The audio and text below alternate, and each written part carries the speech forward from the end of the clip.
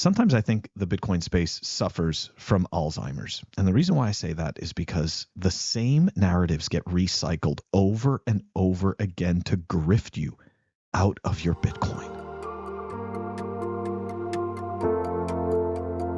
Welcome back, everyone. That's right. We are going to make fun of some ridiculous shitcoiner narratives. Anyways, this is a pretty funny article out of the block. Now, look, in every cycle so far, in every single, I hate using the term cycle. I was talking about this with Walton. Walton also hates using this. I don't know what else we should call it, like an epoch, era, whatever. Anyways, just this point in the Bitcoin journey, right? Like when we start to have a bull market or the makings of a bull market begin to form, we all of a sudden start to hear about all these supposed problems that exist and how they need to be fixed in new, innovative ways. But this is all just words, okay? It's all just words that are meant to conjure up this idea of opportunity. Opportunity if you act quick and you do the right thing and buy the right project. Why? Because you understand why you're here and you understand why you're doing this. Okay, so it's interesting because these articles, what they do is they present the information in a way that makes you think you're being educated about something, and then they just shill you some absolute nonsense, or at the very least, they may not shill you absolute nonsense. What they do is they plant the seeds for a bad idea, okay, that will then culminate in a person making a terrible decision. Okay, anyways, let's dive into this article and you'll see what I mean. Blockchain has lost its decentralized spirit. So poetic. The decentralization spirit. Keep in mind, the only thing that needs sufficient decentralization is Bitcoin. And I'll explain a lot about this at the end, okay? Because otherwise I'll just continue rambling on and on as I read through this article.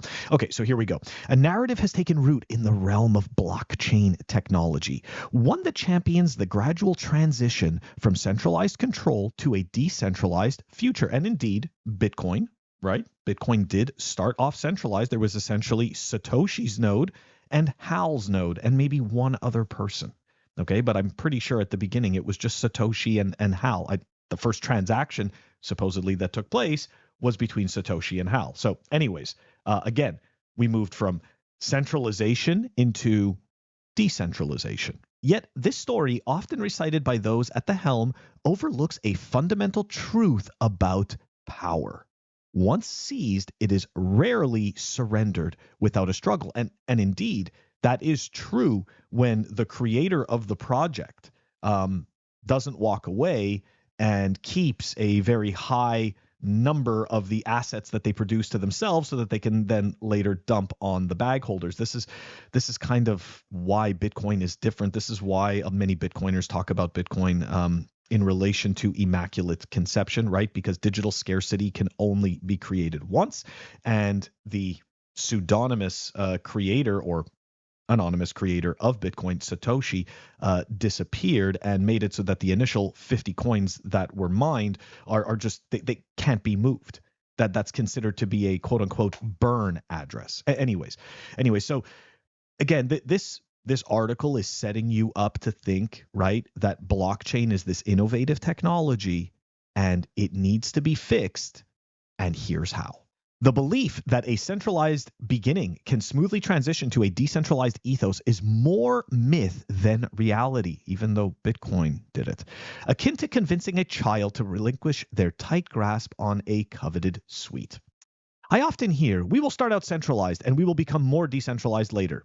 I actually can't disagree with this. I've seen this time and time again, and the author also believes it's nonsense. Yes, indeed, in every single other project for real besides Bitcoin, I have seen that play out where they all say, yeah, we're going to start off centralized and we're going to become decentralized as time goes on. That decentralization aspect never takes place. What's more important, though, is that decentralization is not required for a corporation. It's not required to offer any of these services. So again, it's a myth, right? They're just selling you a story of decentralization, but the truth of the matter is, if you actually worked for a big corporation or have worked for any company for that matter, you know that companies like to keep a tight grip on their data. And the last thing that they want is a public blockchain holding their data and essentially moving their data all around without their knowledge. But nobody that is selling you a blockchain is going to tell you that, because in the end, the real use case becomes a company, quote unquote, purchases this blockchain technology and then uses it entirely internally. And then, of course, the best part about this is that they're not actually using a blockchain. Usually that was just a marketing tool, like it's a marketing ploy to be able to sell you the tokens. And what the companies are actually offering usually is some type of a software service that usually has to do with serving up data or something like that. And it's usually just an API call function. So again, the token provides absolutely no functionality in relation to what the product actually is. Anyways, the illusion of control. As blockchain ventures flourish, the grip of those in control tightens, with early investors and builders basking in the success their influence has wrought. Conversely, during tumultuous times, these same figures embark on campaigns of reassurance, painting over cracks while strategically planning their exits. This stark duality reveals a profound flaw in the prevalent centralized, now decentralized later mantra, significantly underestimating the seductive allure of power and the inherent challenges in relinquishing it once established. And the funny thing is that Bitcoiners talk about this all the time. You know, we constantly explain how you're essentially just exit liquidity for all of these projects. So the promise of distributed authority is at the heart of the blockchain revolution. Yes, indeed, it is a pitch, okay? But blockchain itself is not a revolution, okay? This is the other part, guys.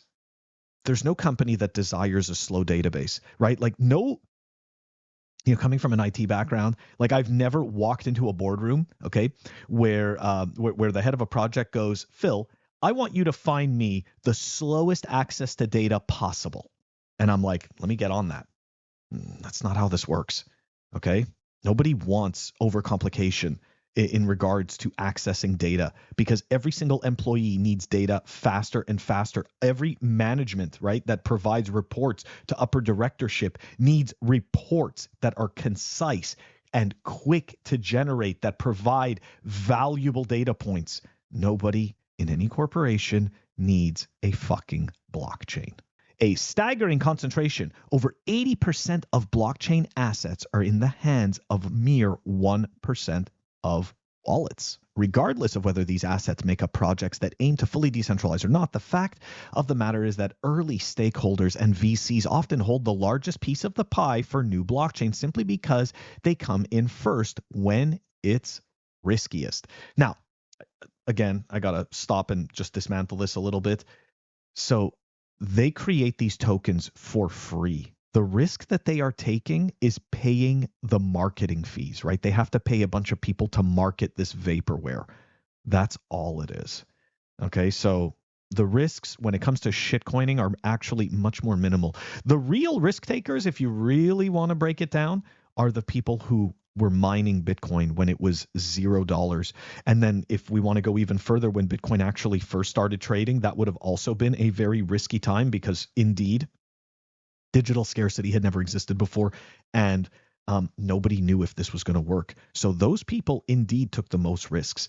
These people peddling you shitcoins, they're not taking risks.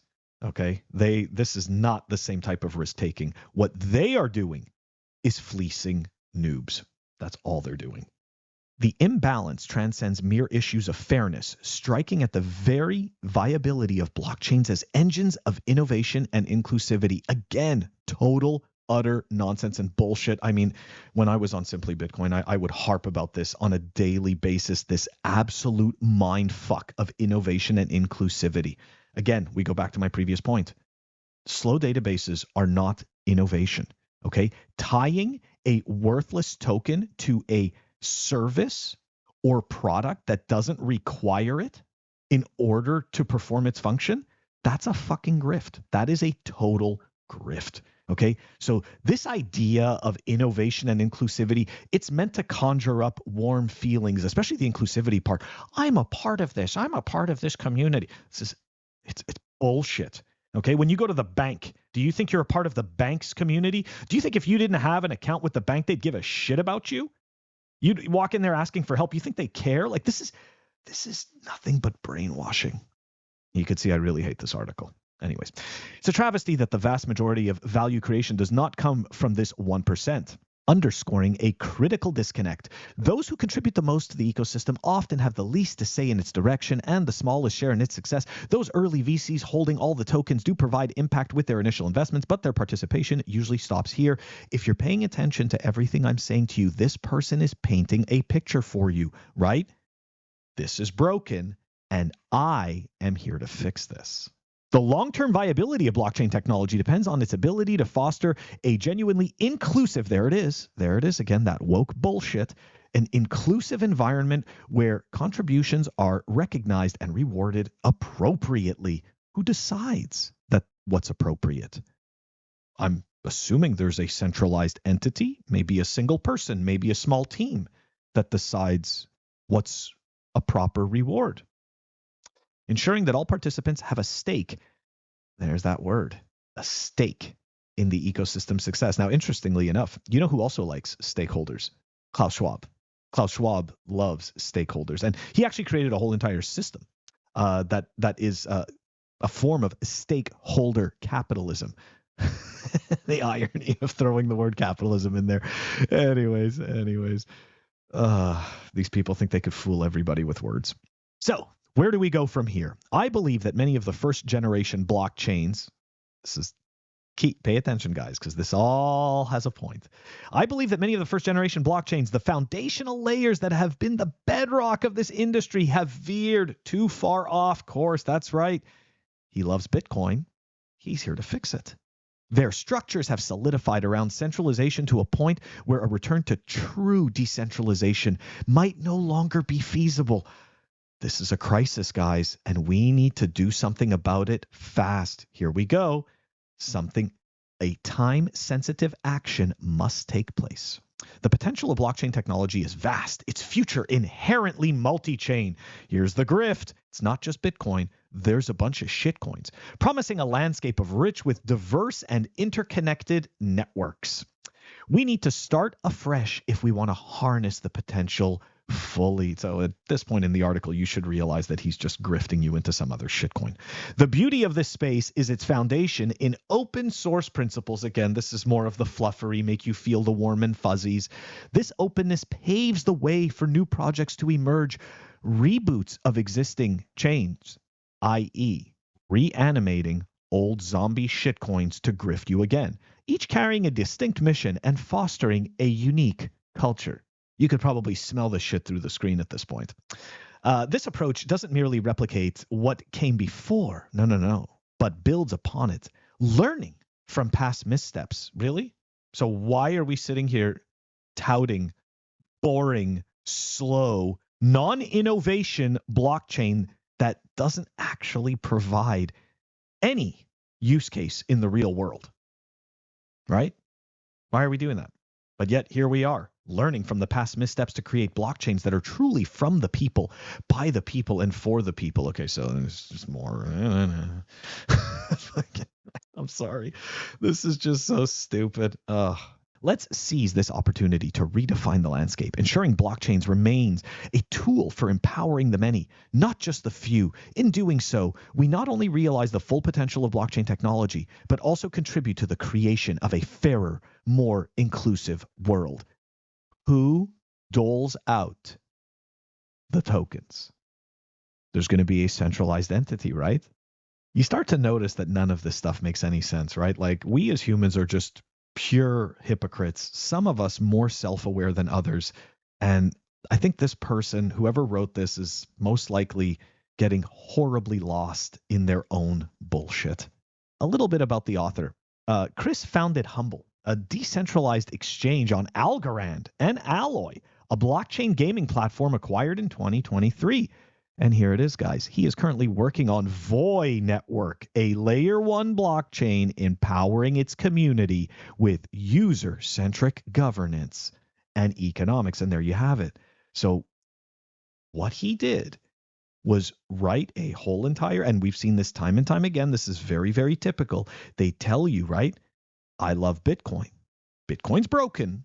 Everything around it is broken. And I'm going to fix it with this new shitcoin. A lot of noobs are going to fall for this over and over again, right? They're going to think of the quote unquote opportunity, okay? Because they're missing out, right? Bitcoin's already been here for 14 years. There's going to be something new that's going to take it over. Guys, when I first came into this space, I was looking for the next Bitcoin. And keep in mind, at that time, Bitcoin was at like $400 or $500 per coin. I was already, in my mind, I was like, yeah, I'll just go find the next Bitcoin. Clearly, there was no next Bitcoin. And amazingly, as the fiat exchange rate of Bitcoin goes up, more and more people tend to believe that they've missed out on it simply because they don't understand Bitcoin's value proposition and its properties. Okay? But look, the amount of risk that you're going to take, hoping to God that you scored that one multi-bagger that goes up at 10,000x out of over, what is it now? We're up to like 28,000 altcoins. I mean, look, it's slim to none. Okay, it's slim to none. And these people, right? These people putting together this information, they are hoping to God that they can activate that part of your brain where you say, I need to take this risk.